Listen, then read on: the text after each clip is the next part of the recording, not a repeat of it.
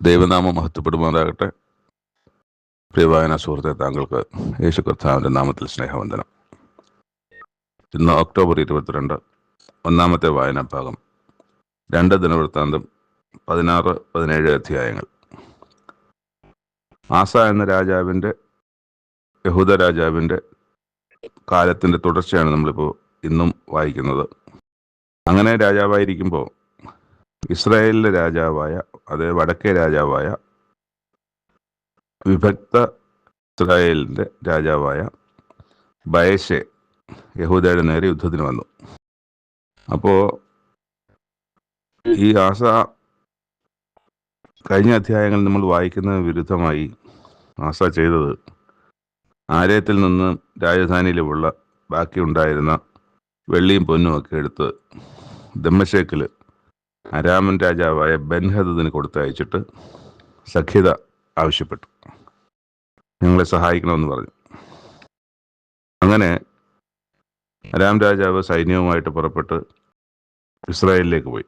ഇസ്രായേലിൽ പോയിട്ട് അവർ ഈയോന്, than, Abel മൈമുൻ, Naphtali തുടങ്ങിയ സംഭാര നഗരങ്ങളൊക്കെ പിടിച്ചടക്കി. ബയശെ അത് കേട്ടപ്പോൾ യുദ്ധത്തിന് പുറപ്പെടാൻ തയ്യാറായി വന്ന ചില പണികളൊക്കെ ചെയ്യുന്നുണ്ടായിരുന്നു. അവിടെ രാമപണിയൊക്കെ ചെയ്യുന്നുണ്ടായിരുന്നു. ആ പണിയൊക്കെ നിർത്തിവെച്ചിട്ട് തിരികെ പോയി. അപ്പോൾ ആസ എന്ത് ചെയ്തെന്ന് വെച്ചാൽ, യഹൂദരെയൊക്കെ കൂട്ടിച്ചെന്ന് ഈ ബയശെ പണിതുകൊണ്ടിരുന്ന രാമയുടെ കല്ലും മരമൊക്കെ എടുത്തുകൊണ്ട് പോയി തങ്ങളുടെ ദേശത്തെ സ്ഥലങ്ങളായ ഗേബയും മിസ്പയും ഒക്കെ പണിതു. എന്നാൽ അവിടെ വളരെ ഇൻട്രസ്റ്റിംഗ് ആയ ഒരു കാര്യം സംഭവിക്കുന്നത്, ദർശകനായ ഹനാനി യഹൂദ രാജാവ് ആസയുടെ അടുക്കൽ വന്നു. അപ്പോൾ ദൈവത്തിൻ്റെ ഭാഗത്തു നിന്നാണ് ദർശകനായ ഹനാനി. അദ്ദേഹം വന്ന് പറഞ്ഞത്, നീ നിന്റെ ദൈവമായ യഹോവയിൽ ആശ്രയിക്കാതെ അരാം രാജാവിൽ ആശ്രയിക്കുക കൊണ്ട് അരാം രാജാവിൻ്റെ സൈന്യം നിന്റെ കയ്യിൽ നിന്നും തെറ്റിപ്പോയിരിക്കുന്നു. മുമ്പ് കൂശ്യർ, ലൂബ്യർ ഒക്കെ അനവധി രഥങ്ങളോടും കുതിരച്ചേവകരോടും കൂടിയ ഒരു മഹാസൈന്യവുമായിരുന്നില്ലേ? അവർ നിന്നെ വന്നില്ലേ? നീ യഹോവയിൽ ആശ്രയിച്ചത് കൊണ്ട് അവൻ അവരെ നിന്റെ കയ്യിൽ ഏൽപ്പിച്ചു തന്നു. കഴിഞ്ഞ അധ്യായത്തിലെ വിഷയമാണ്. അവിടെ സംഭവിച്ചത്, ദൈവത്തിൽ ആശ്രയിച്ച ആസ രാജാവിൻ്റെ നേരെ എതിരെയുള്ള ഒരു മുഖമാണ് നമ്മൾ ഇന്ന് 16-ാം അധ്യായത്തിൽ വായിക്കുന്നത്.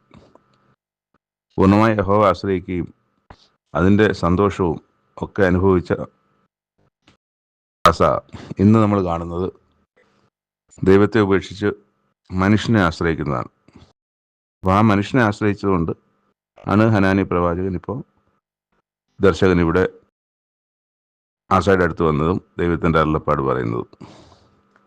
യഹോവയുടെ കണ്ണ് തങ്ങൾ ഏകാഗ്രചിത്തന്മാരായിരിക്കുന്നവർക്ക് വേണ്ടി തന്നെത്താൻ ബലവാനെന്ന് കാണിക്കേണ്ടതിന് ഭൂമിയിൽ എല്ലായിടവും ഊടാടിക്കൊണ്ടിരിക്കുന്നു.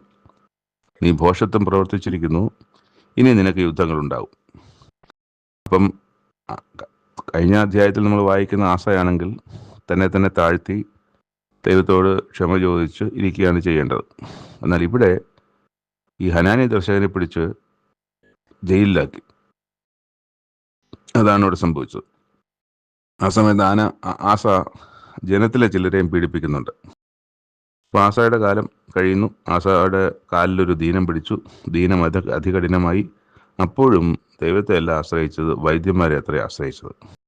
തൻ്റെ പിതാക്കന്മാരെ പോലെ 41 വർഷം ഭരിച്ചിട്ട് 41-ാം വാഴ്ചയുടെ 41-ാം ആണ്ടിൽ മരിക്കുകയാണ്. ആസയുടെ വൃത്താന്തം ഒക്കെ എഴുതി വച്ചിരിക്കുന്നത് യഹൂദയിലെയും ഇസ്രായേലിലെയും രാജാക്കന്മാരുടെ പുസ്തകത്തിൽ എഴുതിയിട്ടുണ്ട്. അതാണ് ഇവിടെ നമ്മൾ കാണുന്നത്. ദാവീദിൻ്റെ വെട്ടിയിരുന്ന കല്ലറയിൽ തന്നെ, നഗരത്തിൽ തനിക്കായി വെട്ടിയിരുന്ന കല്ലറയിൽ തന്നെ അടക്കം ചെയ്തു. അങ്ങനെ അടക്കമൊക്കെ നല്ല അടക്കം ആസായ്ക്ക് ലഭിച്ചു. ഇനി 17-ാം അധ്യായത്തിൽ അത് കഴിഞ്ഞ് ആസയുടെ മകനായ യഹോശഫാത്താണ് രാജാവായി വരുന്നത് യഹൂദയിൽ.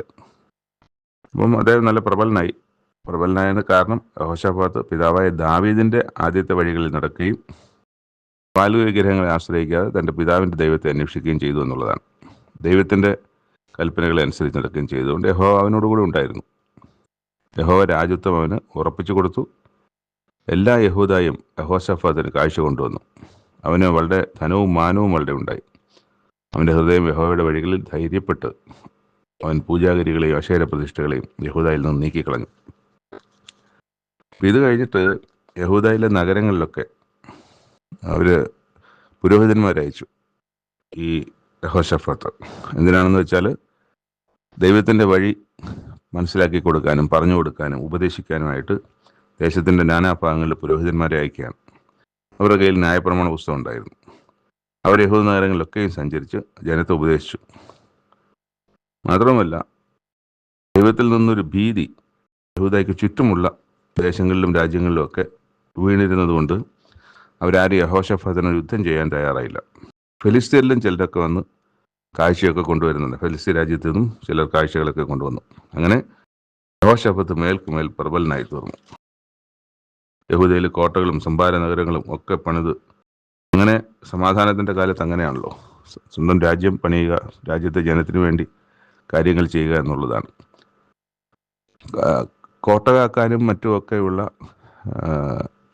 പടയാളികളെക്ക് അധികമായി അവിടെ യുദ്ധത്തിന് തക്കവണ്ണമുള്ള ആളുകൾ ഉണ്ടായിരുന്നത്. അദ്നാ പ്രഭുവിൻ്റെ കീഴിൽ 3 ലക്ഷം പരാക്രമശാലികളായ യോദ്ധാക്കളുണ്ടായിരുന്നു.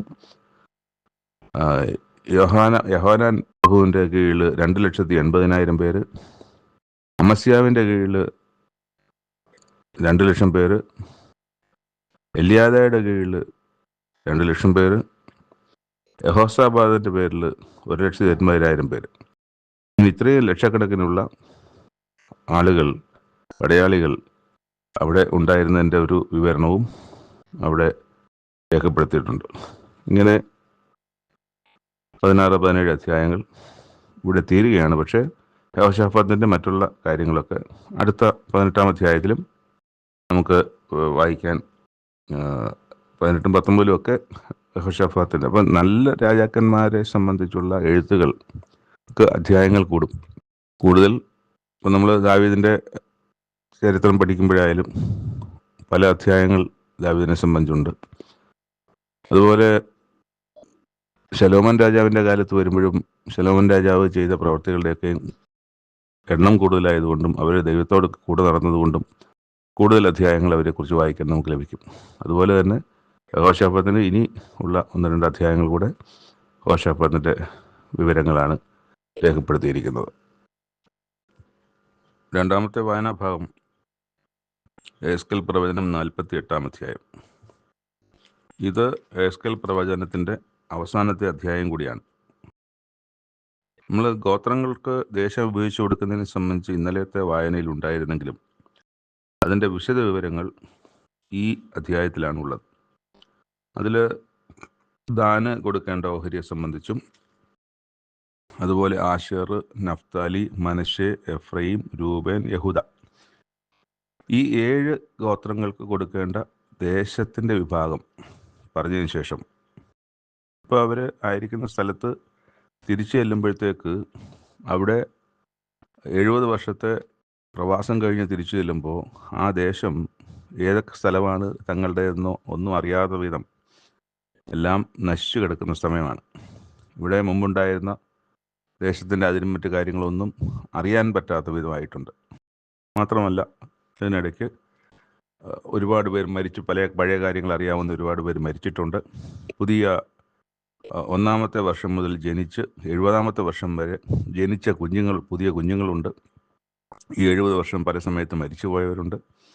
അതുകൊണ്ടൊക്കെ തന്നെ കൃത്യമായ ഒരു രേഖ ദൈവം ഇവർക്ക് യഹെസ്കേൽ പ്രവാചകനിലൂടെ കൊടുക്കുകയാണ്. അങ്ങനെ 7 ഗോത്രങ്ങളുടെ ദേശവിഭജനത്തെ സംബന്ധിച്ച് പറഞ്ഞതിന് ശേഷം യഹൂദയുടെ അതിരിങ്കൽ കിഴക്കേ ഭാഗം മുതൽ പടിഞ്ഞാറേ ഭാഗം വരെ 25,000 മുഴം വീതിയും കിഴക്കേ ഭാഗം മുതൽ പടിഞ്ഞാറേ ഭാഗം വരെയുള്ള മറ്റേ ഓഹരികളിൽ ഒന്നിനെ പോലെ നീളവും ഉള്ളതും നിങ്ങൾക്ക് അർപ്പിക്കേണ്ടുന്ന വഴിപാടായിരിക്കണം. മുമ്പുള്ള അധ്യായത്തിൽ നമ്മൾ വായിച്ചിട്ടുണ്ട് 25,000 മുഴം നീളം, 20,000 മുഴം വീതി. അതിൽ വിശുദ്ധ മന്ദിരത്തെ സംബന്ധിച്ച് ഇവിടെ പറയുന്നുണ്ട്, അതിൻ്റെ പകുതി ഭാഗം 25,000 മുഴം നീളവും 10,000 മുഴം വീതിയുമുള്ള ഭാഗം വിശുദ്ധ മന്ദിരത്തിന് വേണ്ടിയിട്ടാണ്. അതിൽ തന്നെ 500 മുഴം നീളവും 500 മുഴം വീതിയും വിശുദ്ധ മന്ദിരം തന്നെ ആയിരിക്കണമെന്നും പറയുന്നുണ്ട്. അപ്പോൾ ഇതിലിവിടെ നമ്മൾ അതിനെ സംബന്ധിച്ച് വായിക്കുന്നില്ല. മന്ദിരം ഉണ്ടാകുന്നതിനെ സംബന്ധിച്ചേ ഉള്ളൂ. എന്നാൽ നമ്മൾ മുമ്പത്തെ അധ്യായത്തിൽ ഇത് വായിച്ചിട്ടുണ്ട്. ഇതിൻ്റെ പകുതി ഭാഗം പുരോഹിതന്മാർക്ക് ഉള്ളതായിരിക്കണം. അതും ഇതുപോലെ 25,000 മുഴം നീളവും 10,000 മുഴം വീതിയുമുള്ളതാണ്. നമ്മൾ പകുതി ഭാഗം അങ്ങനെ മാറ്റിയിടുകയാണ്. യഹോവയുടെ വിശുദ്ധ മന്ദിരം അതിൻ്റെ നടുവിലായിരിക്കണം. അതിൽ എൻ്റെ കാര്യവിചാരണ നടത്തണം. അങ്ങനെ എന്നിട്ട് ഇസ്രായേൽ മക്കൾ തെറ്റിപ്പോയ കാലത്ത് ലേവ്യർ തെറ്റിപ്പോയതുപോലെ തെറ്റിപ്പോകാതിരിക്കുകയും ചെയ്ത അപ്പം അങ്ങ് തെറ്റിപ്പോകാതിരിക്കുകയും ചെയ്ത സാദോക്കിൻ്റെ പുത്രന്മാരായി, ബാക്കി ലേവ്യരൊക്കെ തെറ്റിപ്പോയപ്പോഴും സാദോക്കിൻ്റെ പുത്രന്മാരായി വിശുദ്ധീകരിക്കപ്പെട്ട പുരോഹിതന്മാർക്കുള്ളതായിരിക്കണം അതിൻ്റെ അവകാശം എന്നുള്ളതാണ്. അങ്ങനെ അത് ലേവ്യരുടെ അതിരിങ്കൽ ദേശത്തിൻ്റെ വഴിപാടിൽ നിന്നൊരു വഴിപാടും അതിപരിശുദ്ധമായിരിക്കണം. പുരോഹിതന്മാരുടെ അതിരിനൊത്തവണ്ണം ലേവ്യർക്കും 25,000 മുഴം നീളവും 10,000 മുഴം വീതിയുമുള്ള ഒരു അംശം ഉണ്ടായിരിക്കണം. അപ്പം അതിനെ സംബന്ധിച്ചാണ് പറയുന്നത്. അവിടുത്തെ മറ്റ് കാര്യങ്ങൾ, അവിടുത്തെ 4,000 മുഴം അവിടെ വെളിംപ്രദേശമായിട്ടിട്ടിരിക്കുന്നത്, അങ്ങനെയുള്ള കണക്കുകളൊക്കെ പറഞ്ഞതിന് ശേഷം അതിൻ്റെ 22 മുതൽ അവിടെ ഒരു പ്രഭുവിനുള്ളതിൻ്റെ നടുവിൽ ലേവ്യർക്കുള്ള സ്വത്ത് മുതൽക്കും നഗര സ്വത്ത് മുതൽക്കും യഹൂദായുടെ അതിരിനും ബെന്യാമീൻ്റെ അതിരിനും ഇടയിലുള്ളത് പ്രഭുവിനുള്ളതായിരിക്കണം. നമ്മൾ ആദ്യകാലങ്ങളിലെ ദേശവിഭജനം നടക്കുമ്പോൾ ബെന്യാമീൻ ഗോത്രത്തിന് കിട്ടിയ സ്ഥലത്തിനകത്താണ് യെരുശലേം സ്ഥിതി ചെയ്യുന്നത്. യെരുശലേം അവിടാണ്. പക്ഷേ യെരുശലേമും ഇരിക്കുന്ന സ്ഥലമായിരിക്കുന്ന ബെന്യാമീനും യഹൂദായും ഒറ്റ രാജ്യമായിരുന്നു എന്നുള്ളതാണ്. അപ്പം അതുകൊണ്ട് തന്നെ അതിലൊരു മറ്റൊരു പ്രശ്നം അവിടെ ഉണ്ടായിരുന്നില്ല. ഈ ബെന്യാമീൻ്റെ അതിരിനകത്തായിരുന്നു യെരുശലേം ദേവാലയം, യെരുശലേം പട്ടണം, അതുപോലെ ഇത് രണ്ടും കൂടി ചേർന്നതായിരുന്നു യഹൂദ എന്ന ദേശം, യഹൂദ എന്ന രാജ്യം. അപ്പോൾ ഇവിടെ നമ്മൾ വായിക്കുന്നത് അവിടെ ബെന്യാമീൻ്റെ അതിരിനെ സംബന്ധിച്ച് പറയുന്നുണ്ട്. ബാക്കിയുള്ള 5 ഗോത്രങ്ങൾ, ബെന്യാമീൻ്റെ അതിരിന് ശിമെയോൻ്റെ ഓഹരിയെ സംബന്ധിച്ച്, ഇസാഖാറിൻ്റെ, സെബുലൂൻ്റെ, അതുപോലെ തന്നെ ഗാദിന്, ഈ 5 ഗോത്രങ്ങൾക്കുള്ള ഓഹരിയെ സംബന്ധിച്ച് ഈ ഭാഗത്താണ് പറയുന്നത്. അത് കഴിഞ്ഞിട്ട് നഗരത്തിൻ്റെ ഗോപുരങ്ങളെ സംബന്ധിച്ചുള്ളൊരു കണക്ക് പറയുന്നുണ്ട്. കണക്കല്ല, അതിൻ്റെ വിവരണം. 12 ഗോപുരങ്ങൾ, ആ 12 ഗോപുരങ്ങൾക്കും 12 ഗോത്രങ്ങളുടെ പേര്. നഗരത്തിൻ്റെ ഗോപുരങ്ങൾ ഇസ്രായേൽ ഗോത്രങ്ങളുടെ പേരുകൾ ആയിരിക്കണമെന്നാണ്. വടക്ക് 3 ഗോപുരമുണ്ട്. അതിൽ രൂബൻ്റെ ഗോപുരം, യഹൂദായുടെ ഗോപുരം, ലേവിയുടെ ഗോപുരം, യോസഫിൻ്റെ ഗോപുരം. അപ്പോൾ യോസഫിൻ്റെ 2 മക്കൾക്ക് ദേശം വിഭജിച്ച് കൊടുത്ത പോലെ അല്ല ഇവിടെ പറഞ്ഞിരിക്കുന്നത്. ഇവിടെ യോസഫിൻ്റെ ഗോപുരം ഒന്നൊന്നാണ്. അപ്പോൾ ലേവിക്ക് ദേശത്ത് ഭൂമിയിൽ അവകാശമില്ല. അതിന് അവകാശം യോസഫിൻ്റെ 2 മക്കളായ നഫ്താലിക്കും മനശ്ശയ്ക്കുമാണ് കൊടുത്തത്. പക്ഷെ ഇവിടെ അങ്ങനല്ല. ഇവിടെ ലേവിയുടെ ഗോപുരം എന്നാണ്. ആദ്യത്തെ ഇത് പ്രകാരം 12 മക്കൾ, യാക്കോബിൻ്റെ 12 മക്കളുടെ പേര് തന്നെയാണ് ഇവിടെ ഗോപുരങ്ങളെ പറഞ്ഞിരിക്കുന്നത്. ലേവിയുടെ ഗോപുരം, പിന്നെ യോസഫിൻ്റെ ഗോപുരം, ബെന്യാമിൻ്റെ ഗോപുരം, ദാൻ്റെ ഗോപുരം, ശിമെയോൻ്റെ ഗോപുരം, ഇസാഖാറിൻ്റെ ഗോപുരം, സെബുലൂൻ്റെ ഗോപുരം, ഗാദിൻ്റെ ഗോപുരം, ആശേറിൻ്റെ ഗോപുരം, നഫ്താലിയുടെ ഗോപുരം. അപ്പം അങ്ങനെ ആണ് ഗോപുരങ്ങൾക്ക് പേര് കൊടുത്തിരിക്കുന്നത്.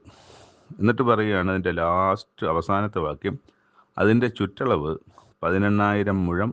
അന്നു മുതൽ നഗരത്തിന് യഹോവ ഷമ്മ, യഹോവ അവിടെ നിന്നാണ് ഇവിടെ എഴുതിയിരിക്കുന്നത്. യഹോവ കൂടെ എന്ന അർത്ഥത്തിലാണ്. യഹോവ കൂടെയിരിക്കും, യഹോവ ഷമ്മ എന്ന് യഹോവ കൂടെയിരിക്കും. ദൈവം കൂടെയുണ്ട്, അല്ലെ യഹോവയായ ദൈവം കൂടെയുണ്ട് എന്ന് ആയിരിക്കും ആ നഗരത്തിൻ്റെ അത് പേര് എന്നുള്ളത്. യഹോവ ഷമ്മ എന്നാണ് നഗരത്തിൽ. എന്ന് പറഞ്ഞാൽ ദൈവം അതിനുശേഷം അവരോട് കൂടെ ഉണ്ടാകും.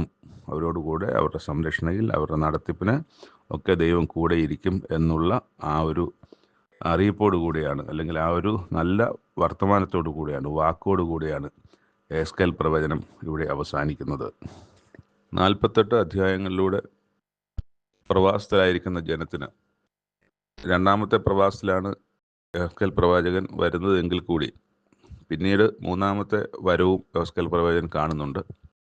ആ എല്ലാവരോടും, എല്ലാ ഇസ്രായേൽ ജനത്തോടും, അതായത് യഹൂദ ജനത്തോടും, ഇസ്രായേൽ ജനത്തോടെന്ന് പറയാനൊക്കില്ല, യഹൂദ ജനത്തോടും, യഹൂദയിൽ നിന്ന് വന്ന ജനത്തോടും, എല്ലാവരോടും 48 അധ്യായങ്ങളിലൂടെ ദൈവത്തിൻ്റെ അരുളപ്പാടുകൾ സംസാരിക്കുകയും പുരോഹിതനായിരുന്ന യെഹെസ്കേലിനെ പ്രവാചകനായി എഴുന്നേൽപ്പിക്കുകയും ഈ ജനത്തിന് കാവൽക്കാരനായി നിർത്തുകയും തൻ്റെ ദർശനങ്ങളിലൂടെ, അടയാളങ്ങളിലൂടെ, അതുപോലെ തന്നെ മറ്റ് ചില കാര്യങ്ങളിലൂടെയൊക്കെ ദൈവത്തിൻ്റെ ഇടപെടലുണ്ടാകുകയും അതെല്ലാം കൃത്യമായി മനസ്സിലാക്കി തൻ്റെ ജനത്തിനെ അറിയിക്കുകയും വരാനിരിക്കുന്ന കാലത്ത് ഈ പ്രവാസമൊക്കെ നീങ്ങിപ്പോകുമെന്നും ഈ കഷ്ടതയൊക്കെ മാറിപ്പോകുമെന്നും ഈ നിന്ദയും പരിഹാസമൊക്കെ മാറി തങ്ങളുടെ ദേശത്ത് തങ്ങൾക്ക് യഥാസ്ഥാനപ്പെടാനുള്ള അവസരമുണ്ടെന്നും അങ്ങനെ അവർ ദൈവത്തെങ്കിൽ ഉറച്ച് മുന്നോട്ട് പോകാനുള്ള ഒരു പരിശീലനത്തിൻ്റെ കാലയളവായിരുന്നു ഈ എസ്കേൽ പ്രവചനത്തിൽ നമ്മൾ കാണുന്ന കാലയളവ്. അവരതനുസരിച്ച് മാറി എന്നുള്ളതിന് തെളിവാണ് മടങ്ങി വന്ന് ഇസ്രായേൽ ദേശത്ത് അല്ലെങ്കിൽ യഹൂദയിൽ താമസിച്ചതിന് ശേഷം അവിടെ പട്ടണം പുതുക്കി പണിയുന്നതും മതിലിൻ്റെ പണി തീർക്കുന്നതും ദേവാലയത്തിൻ്റെ പണി തീർക്കുന്നതൊക്കെ നമ്മൾ കാണാം. എന്നാൽ പിന്നീട് പുസ്തകത്തിലെങ്ങും ഇവർ അന്യദൈവങ്ങളുടെ പുറകെ പോയതായിട്ട് നമ്മൾ കാണുന്നില്ല. അതാണ് ഇതുകൊണ്ടുണ്ടായ ഏറ്റവും വലിയൊരു മെച്ചം. അപ്പം ഈ പ്രവാസകാലവും അതുപോലെ തന്നെ പ്രവാസകാലത്ത് ഇരമ്യാ പ്രവാചകനും ഈ സമയത്ത് ഇവരുടെ കൂടെ ഉണ്ട്. ഇരമ്യാ പ്രവാചകനും പ്രവാസത്തിലുണ്ട്. അപ്പം ഇരമ്യാ പ്രവാചകന് ഒരു അനുവാദം കൊടുത്തത് അവിടെയും വരാൻ, തിരിച്ച് ദേശത്തും വരാൻ പറ്റുന്നൊരു അനുവാദം നബൂസറദാൻ കൊടുത്തിരുന്നു. അതുകൊണ്ട് തിരിച്ച് യഹൂദയിൽ വന്നോ എന്ന് എനിക്കറിയില്ല. പക്ഷേ ഇതൊരു അവസരം അദ്ദേഹത്തിന് ഉണ്ടായിരുന്നുണ്ട്. അദ്ദേഹം ഉണ്ട് ഈ പ്രവാസകാലത്ത് പിടിക്കപ്പെട്ടുകൊണ്ട് വന്നവരുടെ കൂട്ടത്തിൽ. അതുപോലെ ദാനിയേലുണ്ട്. അങ്ങനെ പല ശ്രേഷ്ഠന്മാരായ ആളുകൾ ഈ കൂട്ടത്തിൽ. മൊർദെഖായി ഉണ്ട്, എസ്തറിൻ്റെ കാലമുണ്ട്. ഒക്കെ നമ്മൾ ഈ പ്രവാസകാലത്തെ ചരിത്രത്തിൽ നമ്മൾ കാണുന്ന ഉത്കൃഷ്ടരായ ചില വ്യക്തികളുടെ പേരുകളാണ്. ചിലതൊക്കെ വിട്ടുപോയിട്ടുണ്ടാകാം. അപ്പം പറഞ്ഞു വന്നത്, ഈ ഒരു കാലത്ത് എസ്കേൽ പ്രവാചകൻ്റെ പ്രവചനങ്ങൾ, ആലയത്തെ സംബന്ധിച്ചുള്ള പ്രവചനങ്ങൾ, ദേശത്തെ യഥാസ്ഥാനത്തെ ആകുന്നതിനെ സംബന്ധിച്ചുള്ള പ്രവചനങ്ങൾ, ദൈവത്തിൻ്റെ സഹായത്തെ സംബന്ധിച്ചുള്ള അങ്ങനെ പ്രവചനങ്ങളുടെ എല്ലാം ചേർത്ത് വരുമ്പോൾ ഈ ജനതയ്ക്ക് ആശ്വാസവും ഭാവിയെ സംബന്ധിച്ച് പ്രതീക്ഷയും നൽകുന്ന ഒരു പുസ്തകമായി തന്നെ അത് അവരുടെ മുമ്പിൽ ശേഷിക്കുന്നു എന്നുള്ളതാണ് എസ്കേൽ പ്രവചനത്തിൻ്റെ ഏറ്റവും വളരെ പ്രധാനപ്പെട്ട മേന്മ എന്നുള്ളത്. മൂന്നാമത്തെ വായനാഭാഗം യോഹന്നാൻ എഴുതിയ സുവിശേഷം, അതിൻ്റെ 17-ാമത്തെ അധ്യായം. അതിലൊരു പ്രധാനപ്പെട്ട കാര്യം പറയാൻ ആഗ്രഹിക്കുകയാണ്. ആദ്യം അതിൻ്റെ 3-ാമത്തെ വാക്യം, 17-ാം അധ്യായത്തിൻ്റെ യോഹന്നാൻ 17:3. അവിടെ ക്രിസ്തു തന്നെ പറയുന്ന വാക്കാണിത്: ഏകസത്യദൈവമായ നിന്നെയും നീ അയച്ചിരിക്കുന്ന യേശു ക്രിസ്തുവിനെയും അറിയുന്നത് തന്നെ നിത്യജീവനാകുന്നു. ഈ നിത്യജീവൻ്റെ ഭാഗം നിൽക്കട്ടെ. ആദ്യം ഏകസത്യദൈവമായ നിന്നെയും നീ അയച്ചിരിക്കുന്ന യേശു ക്രിസ്തുവിനെ അറിയുക എന്നുള്ള കാര്യത്തെ സംബന്ധിച്ച് പറയാം. അപ്പോൾ ഏകസത്യദൈവമായ നിന്നെ അറിയുക, നീ അയച്ച യേശു ക്രിസ്തുവിനെ അറിയുക എന്നുള്ളത് രണ്ടുപേരെയാണോ രണ്ടായിട്ടാണോ അറിയേണ്ടത്, അതോ രണ്ടും ഒരാളായിട്ടാണോ അറിയേണ്ടത്? നമ്മുടെ മുമ്പിലൊരു ചോദ്യമാണ്. യേശു ക്രിസ്തുവാണ് പറയുന്നത്, ദൈവത്തെക്കുറിച്ച് അറിയണം, എന്നെക്കുറിച്ച് അറിയണം എന്ന് പറയുമ്പോൾ നമ്മുടെ രണ്ടുപേരെക്കുറിച്ചാണോ അതോ ഒരാളിനെ കുറിച്ച് അറിയണമെന്നാണ് പറയുന്നത്. അവിടെ രണ്ട് വ്യത്യസ്ത വ്യക്തികളാണ്. ദൈവം തന്നെയാണ്, മനുഷ്യൻ തന്നെയാണ്. അപ്പം ദൈവം എന്ന സർവശക്തനായ, അത്ഭുതവാനായ, സർവ്വത്തിൻ്റെ സൃഷ്ടാവായ യഹോവ എന്ന നാമമുള്ള ദൈവത്തെ അറിയണം. ആ ദൈവം അയച്ച എന്നെ, പുത്രനെ അറിയണം. ഇത് രണ്ടുപേരെ അറിയുന്നതാണ് നിത്യജീവൻ എന്നും പറയുന്നുണ്ട്. നമുക്കറിയാം, നിത്യജീവൻ പ്രാപിക്കുന്നതിന് അറിവ് അല്ലല്ലോ പറയുന്നത്, വിശ്വാസമല്ലേ നമ്മളെ നിത്യജീവനിലേക്ക് നയിക്കുന്നത്. നിത്യജീവനിലേക്ക് നയിക്കുന്നത് നമ്മുടെ വിശ്വാസമാണ്. ദൈവത്തിലുള്ള വിശ്വാസം, ദൈവത്തിൻ്റെ കൽപ്പനകളിലുള്ള വിശ്വാസം, ദൈവത്തിൻ്റെ വാഗ്ദത്തത്തെക്കുറിച്ചുള്ള വിശ്വാസം, ആ വിശ്വാസപ്രകാരം നമ്മൾ ചെയ്യേണ്ട പ്രവർത്തികൾ, ഇതൊക്കെയാണ് നമ്മളിവിടെ എത്തിക്കുന്നത്. പക്ഷെ ഇവിടെ പറയാണ് അറിയുന്നതാണ് നിത്യജീവൻ. അപ്പം നമ്മുടെ ഒരുപാട് കാര്യങ്ങൾ നമ്മൾ വിശ്വസിക്കുന്നുണ്ട്. നമ്മുടെ അപ്പൻ ഇന്നയാളെന്ന് വിശ്വസിക്കുന്നുണ്ട്. നമ്മൾ ബ്ലഡ്, ഒരു മുറിവ് വന്നാൽ രക്തം വരും, ആ രക്തത്തിൽ നിറം ചുവപ്പാണെന്ന് വിശ്വസിക്കുന്നുണ്ട്. ഒരടി കൊണ്ടാൽ നോവുമെന്ന് വിശ്വസിക്കുന്നുണ്ട്. പിന്നെ ഇവിടെ നിന്ന് കോഴിക്കോട് ബസ്സിൽ ടിക്കറ്റ് എടുത്ത് കയറിയാൽ കോഴിക്കോട് എത്തുമെന്ന് വിശ്വസിക്കുന്നുണ്ട്. വിശ്വസിക്കുകയാണ് നമ്മൾ അതിനകത്ത് കയറുന്നത്. ഡൽഹിക്ക് പോകുന്ന ഒരു ട്രെയിനിൽ നമ്മൾ കയറണമെങ്കിൽ ഡൽഹിയിൽ അത് എത്തുമെന്ന് വിശ്വാസമുള്ളതുകൊണ്ടാണ് കയറുന്നത്. ഈ വിശ്വാസമൊക്കെ എവിടെ നിന്നാണ് വരുന്നത്? ഈ വിശ്വാസം ബേസിക്കലി ഒറ്റ സംഗതിയിലേ ഉള്ളൂ, അത് അറിവിൽ നിന്നാണ് വരുന്നത്.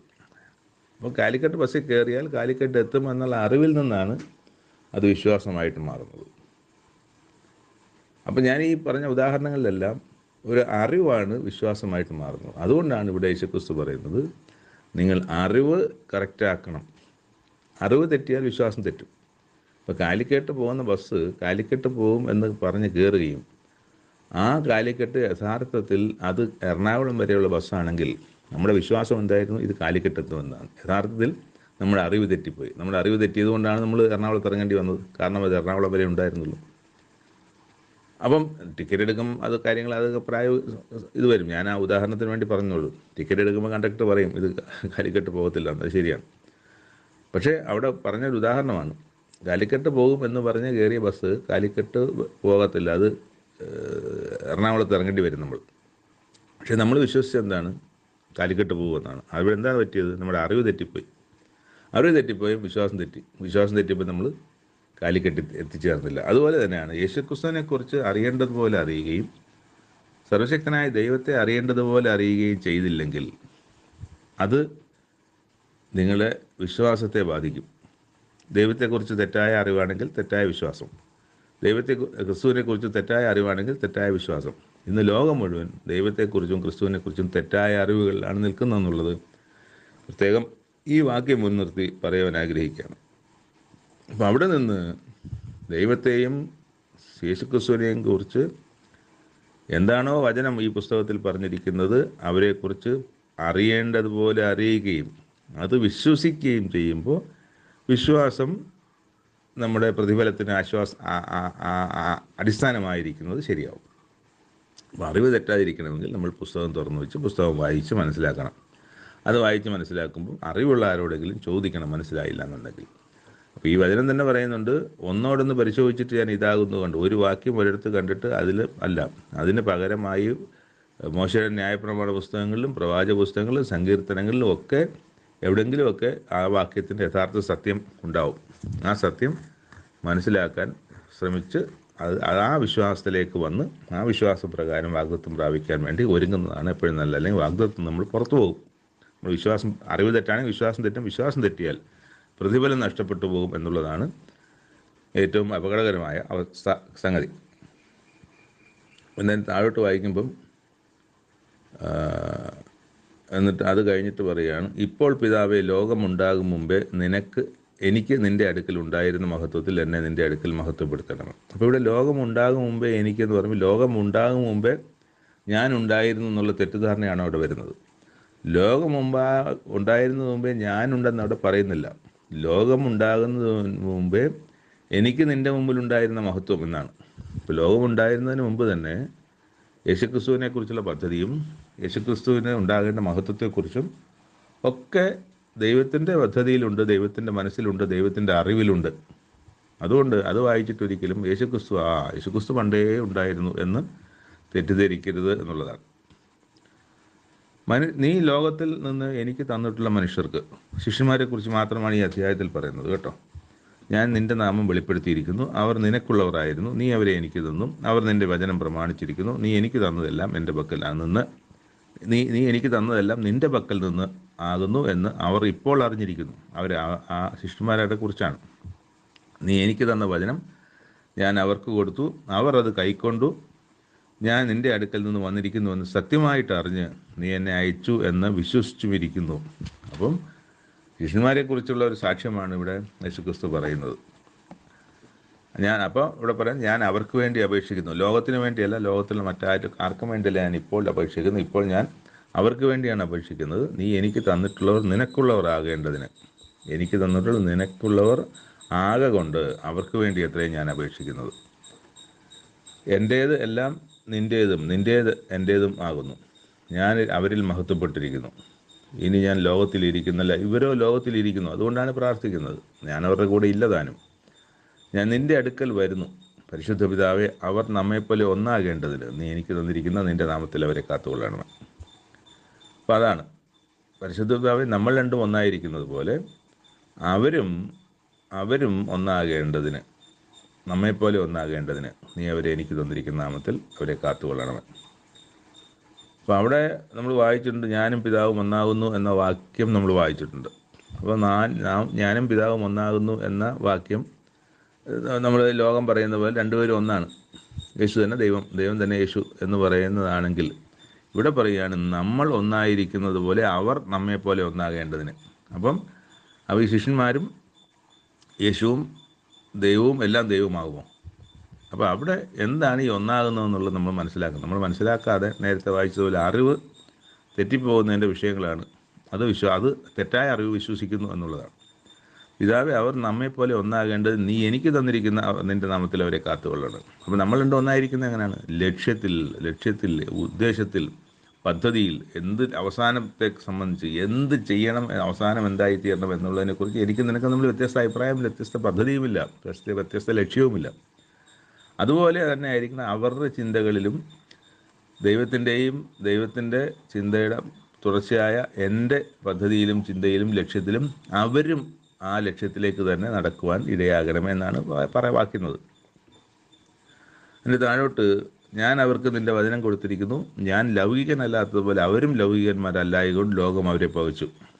അവരെ ലോകത്തിൽ നിന്ന് എടുക്കണമെന്നല്ല, ദുഷ്ടൻ്റെ കയ്യിൽ അകപ്പെടാതെ അവരെ കാത്തുകൊള്ളണമെന്നത്രേ ഞാൻ പ്രാർത്ഥിക്കുന്നത്. നിൻ്റെ വചനം സത്യമാകുന്നു, നീ എന്നെ ലോകത്തിലേക്ക് അയച്ചതുപോലെ ഞാൻ അവരെയും ലോകത്തിലേക്ക് അയക്കുന്നു. അപ്പം നീ എന്നെ ലോകത്തിലേക്ക് അയച്ച് സ്വർഗത്തിൽ നിന്ന് അയച്ചതല്ല, ഭൂമിയിൽ നിന്ന് തന്നെയാണ് അയച്ചത്. അതുപോലെ തന്നെ അവരെയും ഈ ഭൂമിയിൽ നിന്ന് ഞാൻ ഈ ഭൂമിയിലേക്ക് തന്നെ അയക്കുകയാണ്. അതാണ് ക്രിസ്തു അടുപ്പം. അപ്പോൾ അതുകൊണ്ടാണ് ഞാൻ അവർക്ക് വേണ്ടി പ്രാർത്ഥിക്കുന്നത്. പിന്നെ ഞാൻ അവരുടെ കൂടെ ഇല്ല, ഇന്നിപ്പോൾ ഉള്ളതുപോലെ അവരുടെ കൂടെ ഇല്ലാത്തൊരു കാലം വരികയാണല്ലോ. അപ്പോൾ അവിടെ അവരെ കാത്തുകൊള്ളു. അപ്പോൾ പിന്നെ ഒരു കാര്യം പറഞ്ഞു, ഇവർക്ക് വേണ്ടി മാത്രമല്ല, ഇവരുടെ വചനത്താൽ എന്നിൽ വിശ്വസിപ്പാനിരിക്കുന്നവർക്ക് വേണ്ടിയും ഞാൻ അപേക്ഷിക്കുന്നു. അപ്പോൾ ഇവർക്ക് വേണ്ടി മാത്രമല്ല, ഇവരുടെ വചനത്താൽ, അപ്പോൾ ഈ അപ്പോസ്തലന്മാരുടെ വചനത്താൽ വിശ്വസിച്ചവരുണ്ട്, അവരിൽ നിന്ന് അടുത്ത തലമുറയിൽ വിശ്വസിച്ചു. ഇങ്ങനെ വിശ്വാസം കൈമാറി വന്ന് ഇപ്പോൾ എൻ്റെയും എന്നെ കേൾക്കുന്ന താങ്കളുടെയും മുമ്പിലാണ് ഇതിരിക്കുന്നത്. അപ്പം യേശുക്രിസ്തു എനിക്കും താങ്കൾക്കും വേണ്ടിയും കൂടി ഇവിടെ പ്രാർത്ഥിച്ചിരുന്നു എന്നുള്ള ഒരു സന്തോഷമാണ് എനിക്കെപ്പോഴും ഈ വാക്ക് വായിക്കുന്നത്. എനിക്ക് വേണ്ടി ക്രിസ്തു പ്രാർത്ഥിച്ചിരുന്നുവല്ലോ എന്ന് എന്ന ആ സത്യം. അപ്പോൾ അവിടെ ഇവർക്ക് വേണ്ടി മാത്രമല്ല, ഇവരുടെ വചനത്താൽ എന്നിൽ വിശ്വസിക്കാനിരിക്കുന്നവർക്ക് കൂടിയും ഞാൻ പ്രാർത്ഥിക്കുന്നു. എന്നിട്ട് പറയുന്നുണ്ട്, നീ എന്നെ അയച്ചിരിക്കുന്നുവെന്ന് ലോകം വിശ്വസിപ്പാൻ അവർ എല്ലാവരും ഒന്നാകേണ്ടതിന്. കണ്ടോ?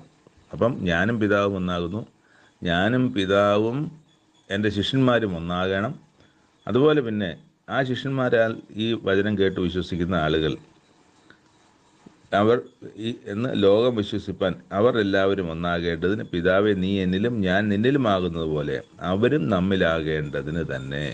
അപ്പം ഇവിടെ ഞാനും പിതാവ് മാത്രമല്ല ആകുന്നത്, ഞാനും പിതാവ് ഒന്നാകുന്നു എന്നുള്ളത് സത്യം. പക്ഷെ അതുപോലെ ഞാനും പിതാവും ഒന്നാകുന്നത് പോലെ ഞാനും പിതാവും ഈ ശിഷ്യന്മാരും ഒന്നാകണം. പിന്നെ അവരെ കേട്ടുവരുന്ന പുതിയ ആൾക്കാർ, ഓരോ തലമുറയിലുമുള്ള ആൾക്കാർ, ആ വിശ്വാസത്തിലേക്ക് വരുന്ന ആൾക്കാർ, അവരും അപ്പോസ്തലന്മാരും ഞാനും പിതാവും ഒന്നാകേണ്ടതിന് എന്നുള്ളതാണ് ഇവിടെ പറയുന്നത്. അതുകൊണ്ട് എന്നിട്ട് അതിൻ്റെ 23 അവസാനം പറയുന്നുണ്ട്, നാം ഒന്നായിരിക്കുന്നത് പോലെ അവരും ഒന്നാകേണ്ടതിന് ഞാൻ അവരിലും നീ എന്നിലുമായി അവർ ഐക്യത്തിൽ തികഞ്ഞവരായിരിക്കേണ്ടതിന്. അപ്പോൾ ഈ ഐക്യമാണ് ഒന്നായിരിക്കുക എന്ന് പറയുന്നത്. നമ്മൾ ഒന്നാണ്, ഒറ്റക്കെട്ടാണ് എന്ന് പറയുന്ന ഭാഗമാണിത്. യേശുവും പിതാവും ഒറ്റക്കെട്ടാണ്, അവരൊരു ഒറ്റ ടീമാണ്. അതുപോലെ യേശുവും ദൈവവും ശിഷ്യന്മാരും ഒറ്റക്കെട്ടാകണം എന്നാണ് ക്രിസ്തുവിൻ്റെ പ്രാർത്ഥന. അതുപോലെ ദൈവവും യേശുക്രിസ്തുവും അപ്പോസ്തലന്മാരായി ഈ തലമുറ വരെയും കേട്ട് വിശ്വസിക്കുന്ന ആളുകളും എല്ലാവരും ഒറ്റക്കെട്ടായിരിക്കണം. ഇതാണ് അതിൻ്റെ ആശയം. അതാണ് ഒന്നായിരിക്കുന്നു എന്ന്, ഞാനും പിതാവും ഒന്നാകുന്നു എന്ന് പറഞ്ഞ് ഞങ്ങളൊരു ടീമാണ്, ഞങ്ങൾ ഒറ്റക്കെട്ടാണ്. ഗൂണ്ടകളൊക്കെ ഗൂണ്ടകളൊക്കെ സിനിമയിലൊക്കെ കാണത്തില്ലേ, അവർ ഒരു ഗുണ്ട വേറൊരു ഗുണ്ടയെ എതിർക്കാനൊക്കെ വന്നാലും ചില കോമഡി സിനിമകളിലൊക്കെ കാണുന്നതാണ്. ഉടനെ ആ ഗുണ്ട വന്ന് അയാളുടെ തോളി കൈയിട്ടിട്ട് ആദ്യം പറയുന്നുണ്ട്, എന്നെ ജയിക്കാൻ ആരുണ്ടോ എന്ന് പറയുന്നിടത്താണ് ഒരാൾ വടാ ഞാനുണ്ടെന്ന് പറയുന്നത്. അപ്പോൾ അവർ നിന്ന് അവൻ്റെ തോളിലിട്ട് കൈയിട്ടിട്ട് ഞങ്ങൾ ജയിക്കാൻ ആരുണ്ടോ എന്ന് പറയുന്ന ഭാഗമാണ്. അപ്പോൾ ഈ ഐക്യത്തെക്കുറിച്ചാണ് അവിടെ ഞാനും പിതാവും ഒന്നാകുന്നു എന്ന് പറയുന്നത്. അതിൻ്റെ 18-ാം അധ്യായത്തിൽ അതിൻ്റെ യൂദ പട്ടാളത്തെയൊക്കെ കൂട്ടി വരികയാണ്. വന്നിട്ട് ഗെദ്രോൻ തോട്ടിൻ്റെ അക്കരയ്ക്ക് ആണ് ഈ സംഭവം നടക്കുന്നത്.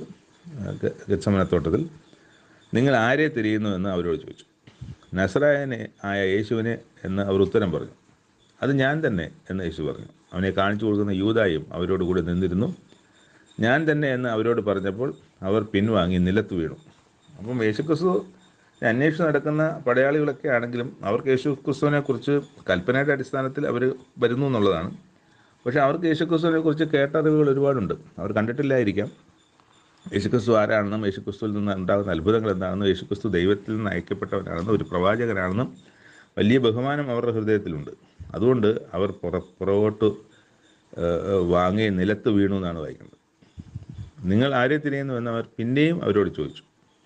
നസറായൻ യേശുവിനെ എന്ന് പറഞ്ഞു. ഞാൻ തന്നെ എന്ന് നിങ്ങളോട് പറഞ്ഞുവല്ലോ. എന്നെ ആകുന്നു തിരിയുന്നതെങ്കിൽ ഇവർ പൊയ്ക്കൊള്ളട്ടെ, ശിഷ്യന്മാരുടെ കൂടെ അവർ പൊയ്ക്കൊള്ളട്ടെ എന്ന് ഉത്തരം പറഞ്ഞു. നീ എനിക്ക് തന്നവരിൽ ആരും നഷ്ടമായി പോയില്ല എന്ന് അവൻ പറഞ്ഞതിന് ഇതിനാൽ സാക്ഷി വന്നു. നീ എനിക്ക് തന്നവരിൽ ആരും നഷ്ടമായി പോയിട്ടില്ല എന്ന് ക്രിസ്തു മുമ്പ് പറഞ്ഞത് ഇപ്പോൾ ഇവിടെ നിവൃത്തിയാകുകയാണ്. ശീമോൻ പത്രോസ് ആണെങ്കിൽ ഉടനെ ഒരു വാളെടുത്ത് അവിടുന്ന് വന്ന പടയാളിയായ ഒരു മൽക്കോസ് എന്ന ഒരുതിൻ്റെ ചെവി മുറിച്ചു കളഞ്ഞു. യേശു പത്രോസിനോട് വാള് ഉറയിലിടുക, പിതാവ് എനിക്ക് തന്ന പാനപാത്രം ഞാൻ കുടിക്കേണ്ടതല്ലയോ? എന്നിട്ട് ആ ചെവി നന്നായി കൊടുക്കുന്നുണ്ട്, ശരിയായി കൊടുക്കുന്നുണ്ട്. അവിടെ ഒരു അത്ഭുതം നടക്കുന്നുണ്ട്. പക്ഷെ അത് ഈ പുസ്തകത്തിൽ കാണുന്നില്ല. അത് വേറെ പുസ്തകത്തിൽ, സുവിശേഷത്തിൽ അതും എഴുതിയിട്ടുണ്ട്. ലൂക്കോസിലാന്ന് തോന്നുന്നു. അതുകൊണ്ട് അപ്പോൾ പട്ടാളവും സഹസ്രാധിപനും യഹൂദന്മാർ ചേവമനെ യേശുവിനെ പിടിച്ചു. ഒന്നാമത് ഹന്നാവിൻ്റെ അടുക്കൽ കൊണ്ടുപോയി. ഹന്നാവിൻ്റെ അടുക്കൽ കൊണ്ടുപോകാൻ കാരണം ആ വർഷത്തെ പുരോഹിതനായിരുന്നു. അന്നത്തെ 2 പുരോഹിതന്മാർ, അതിൽ കയ്യഫാവും ഹന്നായും. ഹന്ന എന്ന് പറയുന്നത് കയ്യഫാവിൻ്റെ അമ്മായിയപ്പനായിരുന്നു. കയ്യഫാവ് ജനത്തിന് വേണ്ടി ഒരു മനുഷ്യൻ മരിക്കുന്നത് നന്ന് എന്ന് യഹൂദന്മാരോട് നേരത്തെ ഒരു ആലോചന പറഞ്ഞ ആളാണ് കയ്യഫാവ്. ഓർമ്മയുണ്ടല്ലോ. അവിടുന്ന് ചെന്ന് ഇവരെ പിടിച്ചുകൊണ്ട് പോയി. അവർ കനൽ കാഞ്ഞുകൊണ്ട്, പത്രോസ് കനൽ കാഞ്ഞുകൊണ്ട് ഒരു കൂട്ടത്തിലിരുന്നു. ഇതെല്ലാം എന്താകുമെന്ന് കാണാൻ വേണ്ടിയിട്ട് അവിടെ വെച്ചാണ് പത്രോസിനോട് പറയുന്നത്, നീ ആ മനുഷ്യൻ്റെ അവൻ്റെ ശിഷ്യന്മാരിൽ ഒരുത്തനാണ് എന്ന് പറയുന്നുണ്ട്. അങ്ങനെ പത്രോസിനോട് പറയുന്നു. പത്രോസ് അത് കഴിഞ്ഞ് നമ്മൾ കാണുന്ന യേശുക്രിസ്തുവിനെ കന്നത്തടിക്കുന്നതും ഒക്കെയും നമ്മൾ കാണുന്നുണ്ട്. ഭയങ്കരമായി പീഡിപ്പിക്കുന്നു, അടിക്കുന്നു, തുപ്പുന്നു, ഇടിക്കുന്നു. എന്നിട്ട് ചോദിക്കുന്നു, ഞാൻ നിൻ്റെ ഉപദേശത്തെക്കുറിച്ചും ഒക്കെ ചോദിക്കുന്നു. ഞാൻ ലോകത്തോട് പരസ്യമായി സംസാരിച്ചിട്ട് അത് നിനക്കും അറിയാം എന്നുള്ളതാണ് യേശുക്രിസ്തു പറയുന്നത്. പള്ളിയിലും എല്ലാ യഹൂദന്മാരും കൂടുന്ന ദേവാലയത്തിന് ഞാൻ എപ്പോഴും ഉപദേശിച്ചു, രഹസ്യമായി ഞാനൊന്നും സംസാരിച്ചിട്ടില്ല. പിന്നെ നീ എന്നോട് ചോദിക്കുന്നത് ഞാൻ സംസാരിച്ചത് എന്തെന്ന് കേട്ടവരോട് ചോദിക്കുക എന്ന് പറയുന്നു. അങ്ങനെ പറയുമ്പോൾ ചേകോൽ നിന്ന് ഒരുത്തൻ മഹാപുരോഹിതനോട് ഇങ്ങനെയോ ഉത്തരം പറയുന്നതെന്ന് പറഞ്ഞ് കന്നത്തടിച്ചു. യേശുവിനോട്, ഞാൻ ദോഷമായി ഒന്നും സംസാരിച്ചുവെങ്കിൽ എനിക്ക് തെളിവ് കൊടുക്കുക, അല്ലെങ്കിൽ എന്നെ തല്ലുന്നത് എന്തിനാ എന്ന് ചോദിച്ചു. അപ്പോൾ കെട്ടി അടുത്ത് കയ്യഫാവിൻ്റെ അടുക്കൽ അയച്ചു. ഹന്നാവിടെ അടുത്ത് നിന്ന് കയ്യഫാവിൻ്റെ അടുക്കൽ അയച്ചു. അപ്പോൾ അവിടെയും ഈ പറഞ്ഞ പോലെ ഓക്കെ, ശിവൻ പത്രോസ് തീ കാഞ്ഞിരിക്കുമ്പോൾ നീയും അവൻ്റെ ശിഷ്യന്മാരിൽ ഒരുത്തനല്ലേ എന്ന് ചിലർ അവനോട് ചോദിച്ചു. അല്ലല്ല, ഞാൻ അവൻ്റെ കൂടെ ഉള്ളവനല്ല എന്ന് പത്രോസ് രണ്ടാമതും പറയുന്നുണ്ട്. പിന്നെ നമ്മൾ കാണുന്നത് യേശുവിനെ കയ്യഫാവിൻ്റെ അടുക്കൽ നിന്ന് ആസ്ഥാനത്തിലേക്ക് കൊണ്ടുപോയി. ഞങ്ങൾ അശുദ്ധമാകാതെ പെസഹ കഴിപ്പത്തക്കവണ്ണം ആസ്ഥാനത്തിൽ കടന്നില്ല. തങ്ങൾ അവർ ഈ മനുഷ്യൻ്റെ നേരെ എന്ത് കുറ്റം ബോധിപ്പിക്കുന്നുവെന്ന് ചോദിച്ചു. കുറ്റക്കാരനല്ലാഞ്ഞു എങ്കിൽ ഞങ്ങൾ അവനെ നിൻ്റെ പക്കൽ ഏൽപ്പിക്കുകയില്ലല്ലോ എന്ന് അവിടെ കയ്യഫാവ് അവിടുത്തെ ആസ്ഥാനത്തിൽ ചെന്നുമ്പോൾ കാണുകയാണ്. ആസ്ഥാനത്തിൽ ആരാണ്? പീലാത്തോസാണുള്ളത്. അപ്പോൾ ഇവർക്ക് ശിക്ഷ വിധിക്കാൻ കയ്യഫാവിനോ ഹന്നാവിനോ കഴിയില്ല. കാരണം ഇന്ന് റോമാ സാമ്രാജ്യത്തിൻ്റെ കീഴിലാണ് യഹൂദ എന്ന രാജ്യം. അങ്ങനെയാണ് പീലാത്തോസിൻ്റെ അടുക്കൽ കൊണ്ടുപോകുന്നത്. പീലാത്തോസിൻ്റെ അടുക്കൽ കൊണ്ടുപോയെന്ന് അവിടെ വെച്ച് കുറ്റം ബോധിപ്പിക്കുന്നു. ഇവരെന്ത് കുറ്റം കൊണ്ടാണ് ഇവിടെ വന്നത്? കുറ്റമില്ലെങ്കിൽ ഞങ്ങൾ നിൻ്റെ അടുത്ത് കൊണ്ടുവരുമോ എന്നാണ് അടുത്ത മറുപടി. നിങ്ങൾ അവനെ കൊണ്ടുപോയി നിങ്ങളുടെ ന്യായപ്രമാണം വിധിപ്പ്. ഇതിനിടയ്ക്ക് ഉള്ള കാര്യങ്ങളൊന്നും അവിടെ എഴുതിയിട്ടില്ല. പല പ്രാവശ്യം ചോദിക്കുന്നു. യേശുക്രിസ്തുവിനോട് കാര്യങ്ങൾ ചോദിക്കുന്നു. ഇതിലൊന്നും ഞാൻ കുറ്റം കാണുന്നില്ല എന്ന് പറഞ്ഞ് കൈ കഴുകുന്ന ഭാവമൊക്കെ ഉണ്ട്. എന്നിട്ട് അവർ പറയാം, നിങ്ങൾ അവനെ കൊണ്ടുപോയി നിങ്ങളുടെ ന്യായപ്രമാണ പ്രകാരം വിധിപ്പിൻ. ഒരിക്കലും അങ്ങനെയും ചെയ്യാൻ പാടില്ല. കാരണം റോമർക്ക് നിയമമുണ്ട്. റോമാ നിയമത്തിൻ്റെ അടിസ്ഥാനത്തിൽ വേണം കുറ്റം വിധിക്കാനും ശിക്ഷിക്കാനും. ഇവിടെ കുറ്റമൊന്നും കണ്ടിട്ടില്ല എന്ന് പീലാത്തോസ് വഴി അവനെ സ്വതന്ത്രനായി വിട്ടയക്കേണ്ടതാണ്. എന്നാൽ അവിടെ ചെയ്യാൻ പാടില്ലാത്ത പ്രകാരം നിങ്ങളുടെ ന്യായപ്രമാണം വിധിപ്പിൻ എന്ന് പറഞ്ഞ് അയച്ചു. മരണശിക്ഷയ്ക്കുള്ള അധികാരം ഞങ്ങൾക്കില്ല എന്ന് പറഞ്ഞു. മരണശിക്ഷയ്ക്ക് അധികാരം ഞങ്ങൾക്കില്ല. റോമാ സാമ്രാജ്യത്തിന് കീഴിൽ മരണത്തിന് ശിക്ഷ വിധിക്കാൻ ഞങ്ങൾക്ക് അധികാരമില്ലല്ലോ. അതുകൊണ്ടാണ് ഇവരെ ഇവിടെ കൊണ്ടുവന്നത്, പീലാത്തോസിൻ്റെ അടുക്കൽ കൊണ്ടുവന്നത്. എന്നിട്ട് പീലാത്തോസ് പിന്നെ യേശുവിനെ വിളിച്ച് ചോദിക്കുന്നുണ്ട്, നീ യഹൂദന്മാർ രാജാവ് എന്ന് ചോദിച്ചത് നീ ഇത് സ്വയമായി പറയുന്നത് മറ്റുള്ളവർ എന്നെക്കുറിച്ച് നിന്നോട് പറഞ്ഞിട്ടോ എന്ന് ചോദിക്കുന്നുണ്ട്. പീലാത്തോസ് അതിന് ഉത്തരമായി, ഞാൻ യഹൂദനാണോ നീ പറയുന്ന പോലെ വിശ്വസിക്കാൻ? ഞാൻ യഹൂദനല്ല. നിങ്ങൾ യഹൂദന്മാർ വിശ്വസിച്ചാൽ മതി, എന്നെ അതിന് കിട്ടത്തില്ല എന്നുള്ള ആശയമാണ് അവിടെ. നിന്റെ ജനവും മഹാപുരോഹിതന്മാരുമാണ് നിന്നെ എൻ്റെ കയ്യിൽ ഏൽപ്പിച്ചിരിക്കുന്നത്. നീ എന്ത് ചെയ്തു എന്ന് ചോദിച്ചതിന് യേശു, എൻ്റെ രാജ്യം ഐഹികമല്ല. എൻ്റെ രാജ്യം ഐഹികമായിരുന്നുവെങ്കിൽ എന്നെ യഹൂദന്മാരുടെ കയ്യിൽ നിന്ന് ഏൽപ്പിക്കാതെ വണ്ണം എൻ്റെ ചേകവർ പോരാടുമായിരുന്നു. പക്ഷേ എൻ്റെ രാജ്യം ഐഹികമല്ല. ഐഹികമെന്ന് വെച്ചാൽ ഭൗമികമല്ല എന്നർത്ഥം. ഈ ഭൂമിയിലെ ഒരു ദൈവരാജ്യത്തെക്കുറിച്ചാണ്, അല്ലെങ്കിൽ ദൈവത്തിൻ്റെ രാജ്യത്തെക്കുറിച്ചാണ് ഞാൻ രാജാവാണെന്ന് പറഞ്ഞിരുന്നെങ്കിൽ എൻ്റെ ചേവകർ അവരോട് പോരാടുമായിരുന്നു. ആ പോരാട്ടത്തിന് ജയിക്കുമായിരുന്നു. ഞാൻ രാജാവ് തന്നെയായിരുന്നു. പക്ഷേ ഞാൻ എൻ്റെ രാജ്യം ഐഹികമല്ല, അല്ലെങ്കിൽ ഭൗമികമല്ല എന്ന് പീലാത്തോസിന് ഉത്തരം പറയുന്നുണ്ട്. എന്നാൽ നീ രാജാവ് തന്നെ അല്ലേ എന്ന് പറഞ്ഞ യേശു, നീ പറഞ്ഞതുപോലെ ഞാൻ രാജാവ് തന്നെ. സത്യത്തിൽ സാക്ഷി നിൽക്കേണ്ടത് ഞാൻ ജനിച്ച് അതിനായി ലോകത്തിൽ വന്നിരിക്കുന്നു. സത്യതൽപരനായവനെല്ലാം എൻ്റെ വാക്ക് കേൾക്കുന്നു എന്ന് പറഞ്ഞു. ഞാൻ രാജാവാണ്. അത് നിങ്ങൾ ഈ കാണുന്ന ഭൂമിയിലെ രാജാക്കന്മാരെ പോലെ ഒരു രാജാവല്ല. യഹൂദന്മാർ രാജാവ് തന്നെയാണ് ഞാൻ. അങ്ങനെ തന്നെയാണ്, അതിനുവേണ്ടി തന്നെയാണ് എന്നെ അയച്ചിരിക്കുന്നത്. അപ്പോൾ നമ്മൾ മനസ്സിലാക്കണം, യേശുക്രിസ്തു രാജാവായി വരുന്നൊരു കാലത്തിനായി കാത്തിരിക്കുകയാണ് ദൈവജനം എന്നുള്ളത്. അപ്പോൾ അങ്ങനെ യേശുക്രിസ്തുവിന് വീണ്ടും ഇവിടെ ഭൂമിയിൽ വരും. ഭൂമിയിൽ വന്ന് രാജാവാകും. ആ രാജാവാകണമെങ്കിൽ ഇവിടെ ഒരുപാട് ക്രമീകരണങ്ങൾ ചെയ്യാനുണ്ട്. ഇവിടുത്തെ നിയമ സംഹിതകളെല്ലാം തോൽപ്പിക്കേണ്ടത്, വലിയ യുദ്ധങ്ങൾ നടത്തേണ്ടതുണ്ട്. ഇതെല്ലാം നടത്തി വേണം വളരെ ദീർഘമായ കാലം കൊണ്ട് മാത്രമേ യേശുക്രിസ്തു ഇവിടെ രാജാവായി വരുന്ന ഒരു അവസ്ഥയിലേക്ക് എത്തിക്കാൻ സാധിക്കുകയുള്ളൂ. അപ്പോൾ അവിടെ പറയാൻ ഞാൻ അവനിലൊരു കുറ്റവും കാണുന്നില്ല എന്ന് പൗലോസ്, അത് ഇവിടെ തന്നെ ഉണ്ട് ഈ ഭാഗത്ത്, ഞാൻ അവനിൽ ഒരു കുറ്റവും കാണുന്നില്ല. എന്നാൽ പെസഹയിൽ ഞാൻ നിങ്ങൾക്ക് ഒരുത്തനെ വിട്ടുതരുന്ന പതിവുണ്ടല്ലോ. ബറബാസ് എന്നൊരുത്തൻ ജയിലിലുണ്ട്. അപ്പോൾ അവനെ വിട്ടുതരണോ, യേശുവിനെ വിട്ടുതരണോ എന്ന് ചോദിച്ചപ്പം ബറാബാസിനെ മതി, യേശുവിനെ വിട്ടുതരണ്ട. യേശുവിനെ എന്ത് ചെയ്യണമെന്ന് വേറെ സ്ഥലത്ത് ചോദിക്കുന്നുണ്ട്. അവരെ അത് താഴോട്ട് ഉണ്ട്. അവിടെ അടുത്ത അധ്യായത്തിലാണ്, 19-ാം അധ്യായത്തിലാണ്. അത് നമുക്ക് നാളെ വായിക്കാനുള്ളതാണ്. അവിടെ വിട്ടിട്ട് ഈ മനുഷ്യൻ എന്ത് ചെയ്യണമെന്ന് ചോദിക്കുമ്പോൾ അവർ പറയുന്നുണ്ട്, അവനെ ക്രൂശിക്കുക എന്ന് ജനം നിലവിളിച്ചു അവനെ ക്രൂശിക്കുക. അപ്പം കുറ്റം ചെയ്ത ബറാബാസിനെ വിട്ടയക്കുകയും കുറ്റമൊന്നുമില്ലാത്ത യേശുക്രിസ്തുവിനെ ക്രൂശിക്കണമെന്ന് ജനം ആർത്തു വിളിക്കുകയും ചെയ്യുന്ന ഒരു ചിത്രമാണ് നമ്മൾ കാണുന്നത്.